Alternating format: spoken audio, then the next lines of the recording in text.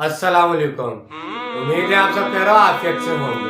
तो आइए आज की आयत शुरू करते हैं। बिस्मिल्लाहिर्रहमानिर्रहीम।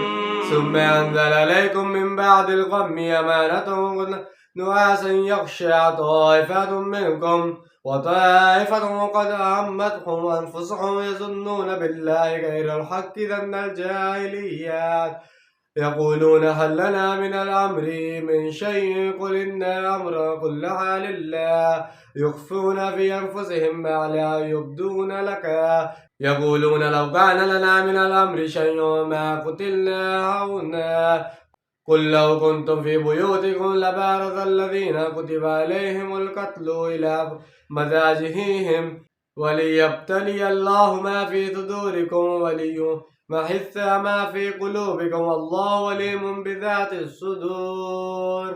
शुरू अल्लाह के नाम से जो बड़ा मेहरबान निहायत रहम करने वाला है।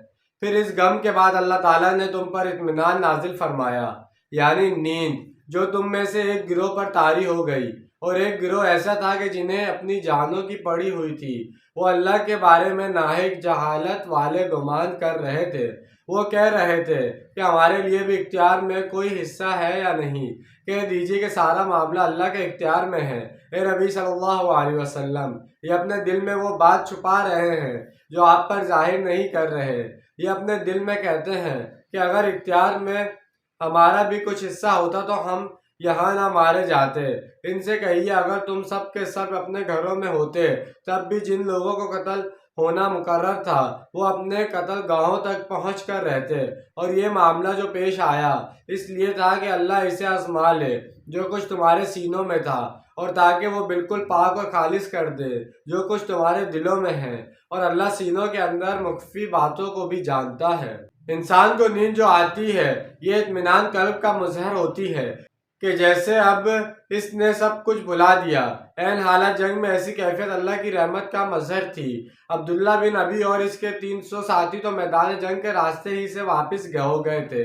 इसके बाद भी अगर मुसलमानों की जमात में कुछ मुनाफिकीन बाकी रह गए थे तो इनका हाल ये था कि इस वक्त इन्हें अपनी जानों के लाले पड़े हुए थे।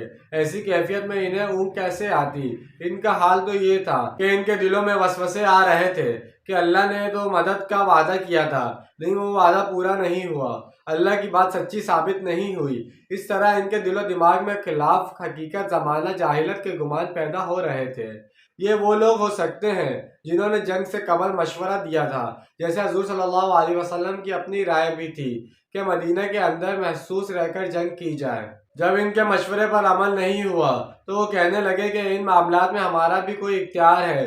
ये सारी बात मोहम्मद सल्लल्लाहु अलैहि वसल्लम ही की चलेगी। ये भी जमाती ज़िंदगी की एक खराबी है कि हर शख्स चाहता है कि मेरी ही बात मानी जाए, मेरी राय को भी अहमियत दी जाए। आखिर हम सब अपने अमीर ही के राय क्यों मानते चले जाएं? हमारा कुछ इख्तियार है या नहीं? इनके दिलों में क्या है अब अल्लाह खोल कर बता रहा है। अगर हमारी राय मानी जाती, हमारे मशवरे पर अमल होता तो हम यहाँ कत्ल ना होते, यानी हमारे इतने लोग यहाँ पर शहीद ना होते। अल्लाह की मशबत में जिनके लिए तय था कि इन्हें शहादत के खुलत फाखरा पहुँचाई जाएगी, वो खुद ब खुद अपने घरों से निकल आते और कशा कशा इन जगहों पर पहुँच जाते जहाँ इन्होंने खलत शहादत ज़ेब तन करनी थी। ये तो अल्लाह के फैसले होते हैं, तुम्हारी तदबीर से इनका कोई ताल्लुक नहीं है। तो जैसे कि आज हमने एक आयत का तर्जुमा और तफसील बयान की है। उम्मीद है आज की वीडियो आपको पसंद आई होगी और समझ में आई होगी। मिलते हैं अगली वीडियो में। अपना ढेर सारा ख्याल रखिएगा। जब तक के लिए अल्लाह हाफिज़। फ़ी अमान अल्लाह।